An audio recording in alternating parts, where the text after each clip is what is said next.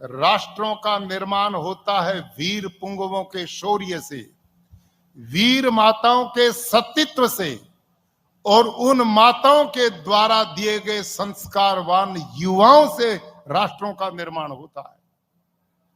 और ये काम मां जो कर सकती है वो अन्य नहीं कर सकता। शतपथ ब्राह्मणे ग्रंथ है, उसमें महर्षि याज्ञवल्क्य लिखते हैं, मातृमान पितृमान आचार्यवान पुरुषो वेदा। बालक का पहला गुरु मां है, दूसरा गुरु पिता है और तीसरा गुरु आचार्य प्रवर है। धन्य है वो संतान जिनको ये तीन प्राणी धर्मात्मा, जितेंद्रिय और परोपकारी मिलते हों।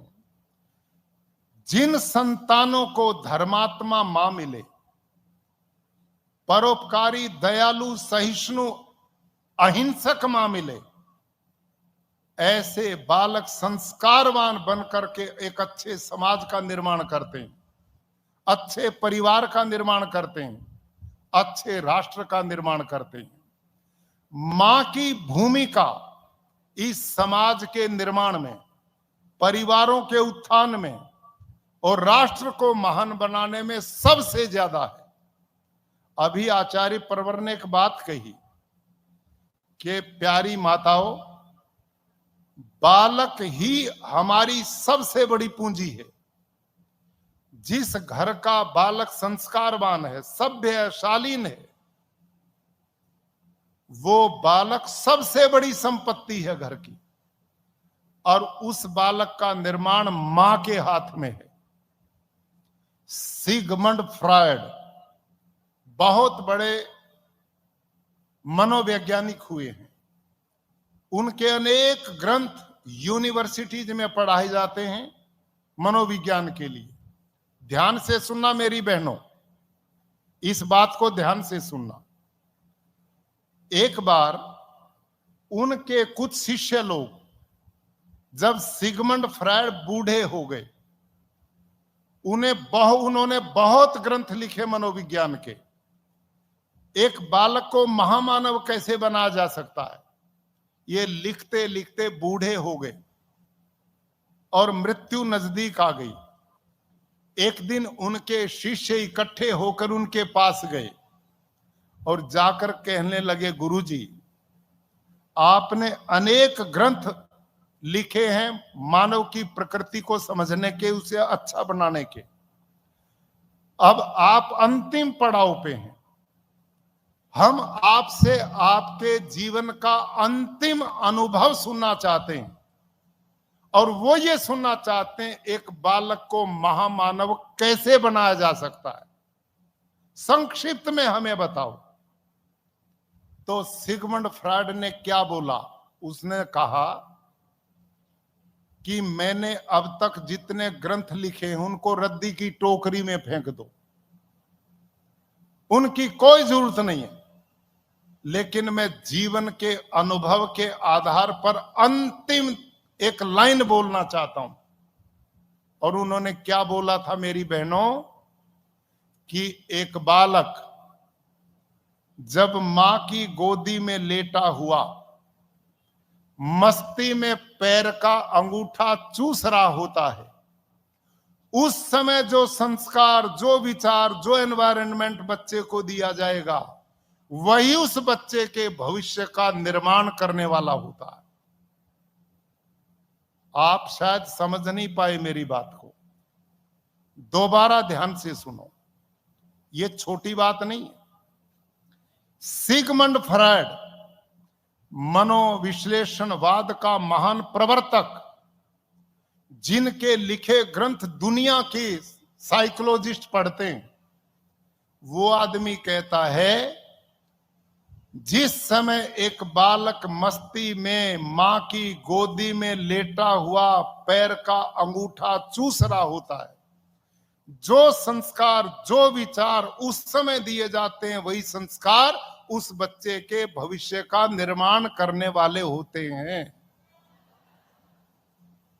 मेरी मां उस समय जिंदा थी, अब नहीं है। मैंने ये जब लाइन पढ़ी तो आचार्य प्रवर मैंने अपनी मां से पूछा, मां ये मैंने एक लाइन पढ़ी, क्या बच्चा मां को अभी पैर का अंगूठा चूसता है? क्यों मेरी बहन, चूसता है क्या? बोलो। हाँ, देखो कितनियों ने हाथ खड़ा किया, तो मेरी बात और पुख्ता हो गई। तो मेरी मां ने मेरे को बताया कि हाँ, ऐसी हरकत बच्चा कई बार मस्ती में करता है और वो कई बार पैर का अंगूठा मुंह तक ले जाता है।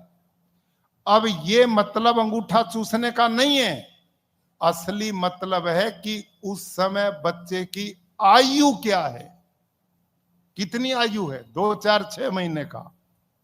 और सिगमंड फ्रायड कहता है कि 2, 4 महीने के बच्चे के सामने हम माता पिता अनेक ऐसी गलतियां यूं समझ जाते हैं कि बच्चे को क्या पता है। ध्यान करो, हम 2, 4 महीने के बच्चे को यूं सोच करके, इसको क्या पता है, ये तो अबोध है, इसको क्या जानकारी है, और हम अनेक प्रकार की गलतियां बच्चों के सामने आपस में लड़ते हैं, आपस में झूठ बोल जाते हैं, घर में तनाव झगड़ा रहता है, एक दूसरे से ऊंचा भी बोल जाते हैं। ऐसी खूब घटनाएं घरों में हम यूं समझ करके करते हैं, बच्चे को कुछ नहीं पता। और सिगमंड फ्रायड कहता, जितना बच्चे को पता है उतना तुम्हें नहीं पता। क्यों? क्योंकि बच्चे के पास काम है एक और आपके पास काम है अनेक। आपके पास काम कितने हैं? अनेक। किसी ने घर बनाना, किसी ने बेटी की शादी करनी, कोई बीमार है उसका पूछताछ करनी, किसी ने रोजगार की समस्या, किसी को कोई समस्या। हमारा जो ये मस्तिष्क है इसमें तो बहुत सवाल निकल गए हैं, लेकिन बच्चे का मस्तिष्क तो कोरा कागज है। और वो एक उदाहरण देते, इसे ध्यान करो। उन्होंने एक उदाहरण दिया कि आप समतल धरती पर मेरी बहनों 2 गड्ढे बनाओ, समतल धरती पर 2 गड्ढे बनाओ और एक गड्ढे को पानी से भर दो, दूसरे को खाली छोड़ दो और दोनों गड्ढों के बीच में पानी डालो, भर जाएगा? बोलो, भरे में जाएगा या खाली में? नहीं जाएगा, क्योंकि वो तो पहले भरा हुआ है। बिल्कुल यही स्थिति जो हम बैठे ना जितने यहां पर, हमारा तो मस्तिष्क का गड्ढा सवालों से भरा पड़ा है और बालक का मस्तिष्क खाली गड्ढे के समान है। और मोटा उदाहरण समझो, बहुत मोटा।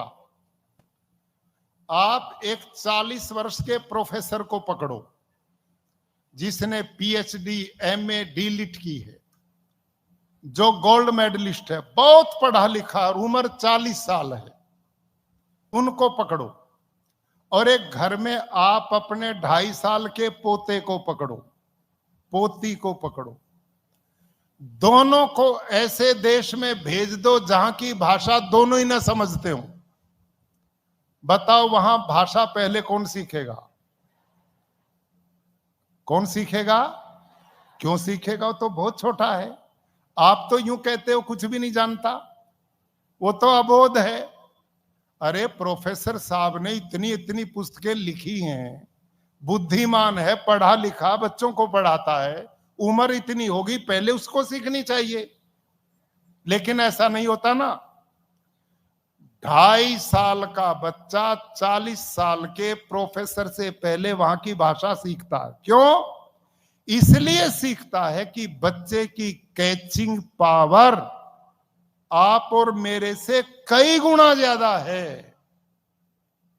आप और मैं ये सोच लेते हैं कि बच्चे को कुछ नहीं पता, ये तो छोटा है, हम कोई गलती कर जाए इसे कुछ नहीं पता चलेगा। अब अगला उदाहरण, मेरी प्यारी बहनों, सिगमंड फ्रायड तो बहुत लेट हो गया। सिगमंड फ्रायड तो बहुत देरी से संभला ये शब्द बोल करके, जिस देश में आप पैदा हुई है ना, इस देश में तो 16 संस्कारों की परंपरा ऋषियों ने हजारों साल पहले की थी। उन्होंने कहा पैदा होने के बाद नहीं, बच्चा तो मां के पेट में ही सीखना शुरू कर देता। और एक और समझो ध्यान से, ये साइंटिफिक बात है, धर्म की बात नहीं। धर्म की तो होगी, साइंटिफिक। मेरी बहनों, आप में एक जानकारी होगी बहुत को, गर्भ में जब बच्चा होता है तो सुनना गर्भ में ही शुरू कर देता है, लेकिन देखना पैदा होने के कई सप्ताह के बाद देखना शुरू करता है। समझ में आई कि नहीं? जब बच्चा जन्म लेता तो उसकी आंख में रोशनी नहीं होती, बच्चे को दिखाई नहीं देता पैदा होने पे।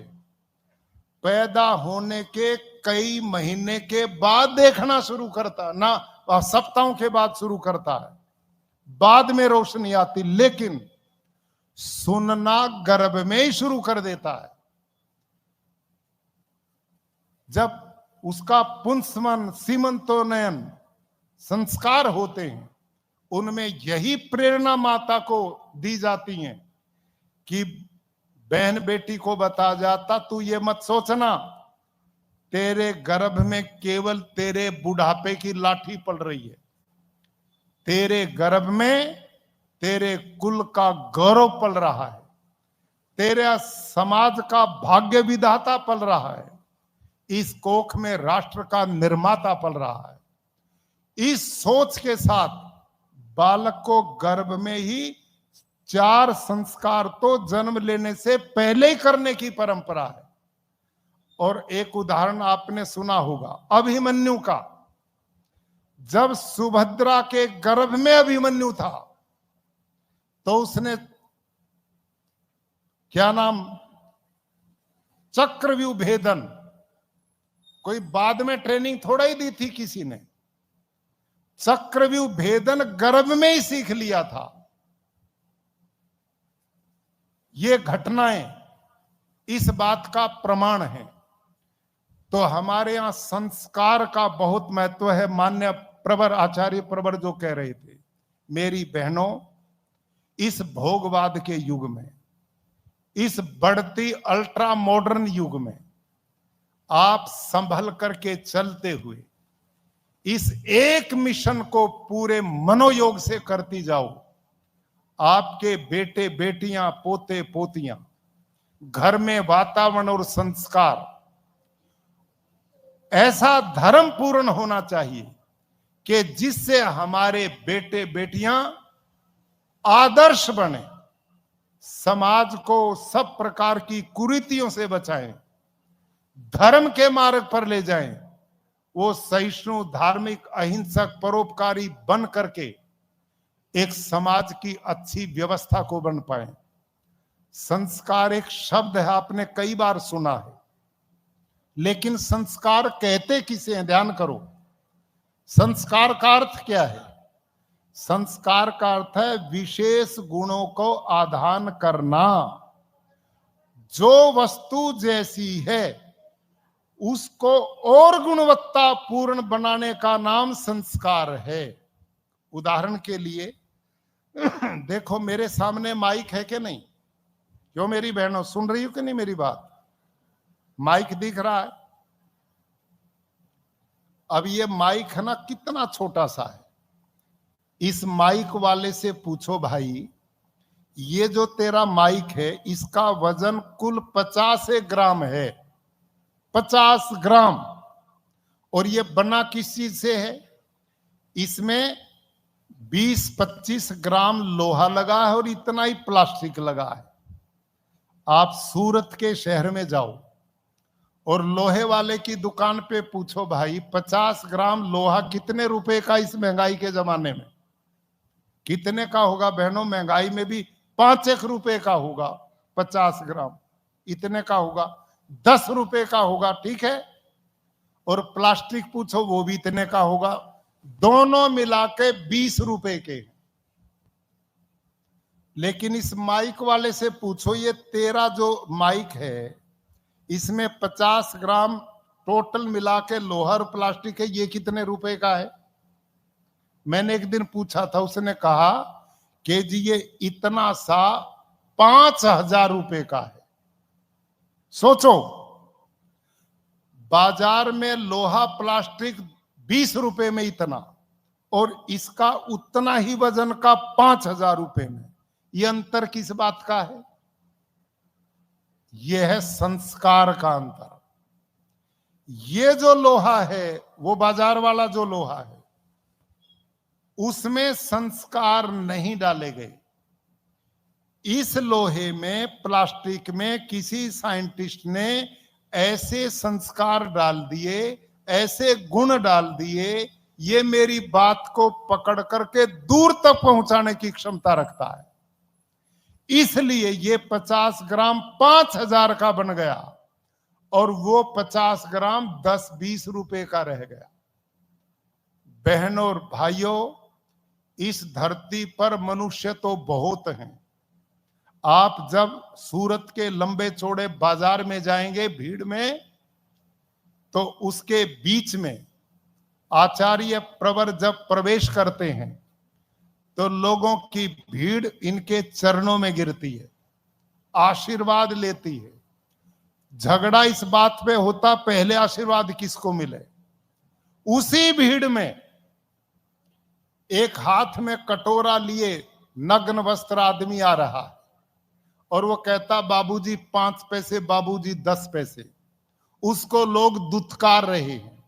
ध्यान करो, आचार्य प्रवर भी एक आदमी के रूप में है, वो बेचारा भिक्षावृत्ति वाला भी आदमी के रूप में है। उसके भी आंखें वहीं जहां हमारी हैं, उसके भी हाथ पैर वहीं हैं जहां हमारे हैं। वो कहीं जाता तो दुत्कारे मिलते हैं, और आचार्य प्रवर मिलते हैं तो श्रद्धा से मस्तक झुकते हैं। यह है संस्कारों का अंतर, यह है संस्कार का खेल। जो माता बहन अपने जीवन में जो महान ताकत ईश्वर ने इस सृष्टि के निर्माता के बाद नारी जाति को दी है, वो नारी यदि अपने घर में उत्तम संतान को संस्कारित बना दे, उसको महान नागरिक बना दे, तो इससे बड़ी समाज सेवा कुछ नहीं है। इससे बड़ा परिवार का उत्थान दूसरा नहीं है। इससे बड़ा राष्ट्र का निर्माण दूसरा नहीं है। असली पूंजी लोगों की है। धरती पर साधु सज्जन वृत्ति के लोग बढ़ेंगे तो धरती स्वर्ग बन जाएगी, और धरती पर दुराचारी दुष्ट आत्मा लोगों को कष्ट देने में जो प्रसन्नता मानते ऐसे बढ़ेंगे तो धरती नरक बन जाएगी। इस धरती पर ही स्वर्ग है, इस धरती पर ही नरक है। ये बनाने में यदि मेरी मातृशक्ति इस आंदोलन को मजबूती से बढ़ाते हुए संस्कारवान बालकों का निर्माण, आपस में घर में तालमेल, एक नारी जो घर को जोड़ने का काम करती है वो पुरुष की हिम्मत नहीं है। नारी यदि सकारात्मक सोच के साथ, समर्पण के साथ और पूरी निष्ठा के साथ भारतीय जीवन मूल्यों को अपनाते हुए और अपने भगवान महावीर स्वामी के आदर्शों का जीवन अपनाते हुए, हमारी प्राचीन वैदिक परंपराओं का पालन करते हुए हम इन धार्मिक जीवन मूल्यों को यदि समाज में अपनी संतान और परिवारों में उतार दें तो इससे बड़ा विश्व कल्याण का दूसरा रास्ता नहीं हो सकता। तो मेरी प्यारी बहनों, आपस में वो शक्ति है, आप में वो ताकत है, आप में वो गुण भगवान ने देकर के भेजे हैं। आप अबला नहीं हो, आप सबला हो। मां तो भगवान का रूप होती है। एक बालक को जो सुख मां की गोदी में मिलता है, एक कवि ने बहुत अच्छा लिखा था, उसके बाद में अपनी बात समाप्त करता हूं, ध्यान करेंगे। कहते हैं एक भगवान का भक्त था, बहुत भक्ति करता था, बड़ी श्रद्धा से करता था, और क्या बोलता था, मैं उस समय तक भगवान को पा नहीं लेता, मैं चैन नहीं लूंगा, मैं तो भगवान के आंख से दर्शन करूंगा। एक महात्मा ने कहा, भगवान तो अगोचर हैं, वो अनुभव किए जाते हैं, आंख से नहीं दिखाई देते। उसने कहा नहीं, मैं तो आंख से ही देखूंगा। तो उस महात्मा ने उसे कहा, भाई आंख से ही देखना ना भगवान को, तो एक रूप में दिखाई देता। और वो क्या है, उसने गजब का लिखा था। उसने लिखा, उसको न देखा हमने कभी, किसको, भगवान को, उसको न देखा हमने कभी, पर इसकी जरूरत क्या होगी, ओ मां तेरी सूरत से बढ़कर भगवान की सूरत क्या होगी। एक थका मांदा बच्चा जब अपनी गली के साथियों के थपेड़े खाकर घर की दहलीज पर कदम रखता है और रोता हुआ आवाज देता है मां, और मां कहती मैं यहां हूं बेटा, उस मां की ममता मई गोदी में लेटकर उस बालक को जो सुख मिलता है वो भगवान के सुख से कम नहीं होता। वहां मां भगवान के रूप में है। इसलिए भारत के लोगों ने विद्या का आदर्श सरस्वती में देखा, वीरता का आदर्श दुर्गा में देखा, भगवान का आदर्श जगत जननी में देखा, धन का आदर्श लक्ष्मी। भगवान के इस धरती पर सरस आधार को ये तो मातृशक्ति है। ऐसी मातृशक्ति को मैं प्रणाम करता हूं। और अखिल भारतीय तेरा पंथ महिला मंडल की हमारी ये बहनें, जो बहुत बड़ा अपने संगठन बनाया है, और ये संगठन समाज सेवा करता है, सुख दुख में लोगों के काम आता है। कहीं बच्चों की शिक्षा का काम करता, कहीं निर्धनों का काम करता, कहीं बेटियों के विवाह की व्यवस्था करता है। आप जिस पवित्र मिशन पर आगे बढ़ रही हैं, यही मानवता है, यही इंसानियत है, और यही इंसानियत ही असली धरती पर आने का संपूर्ण परमात्मा का प्रसाद है। मेरी प्यारी बहनों को मैं बहुत साधुवाद देता हूं। और पूज्य आचार्य प्रभु महाश्रमण जी, जिनका पूरा जीवन और ये संत साध्वी लोग इस मानवता और समाज के कल्याण के लिए समर्पित है। इस भोगवाद की दुनिया में लोगों को अध्यात्म से जोड़े हुए, आत्मा परमात्मा प्रकृति के रहस्यों को जानने का एक माध्यम बने हुए हैं, जो सही और सत्य यथार्थ मार्ग दिखाते हैं। ये हमारे लिए सम्मानीय और पूज्य लोग हैं। इनका आशीर्वाद हम सब पर बना रहे। और आप सभी बहनें यहां से जो प्रसाद लेकर के आई, और मजबूती के साथ एक अच्छे सभ्य शालीन सांस्कृतिक समाज की रचना में भरपूर सहयोग करते रहें। इन्हीं शब्दों के साथ आप सबका धन्यवाद। मुझे बुलाते हैं, बातचीत करने का मौका मिलता है, और इस परिवार में मुझे भी साझा कर लेते हैं। इसके लिए तेरा पंथ समाज का बहुत बहुत धन्यवाद।